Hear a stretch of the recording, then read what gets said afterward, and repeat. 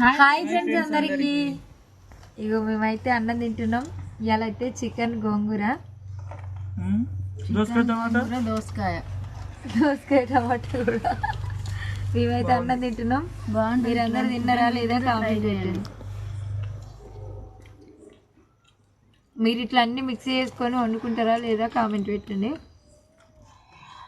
నాకైతే ఇట్లా అన్ని మిక్స్ చేసుకున్న కూరలు చాలా ఇష్టం.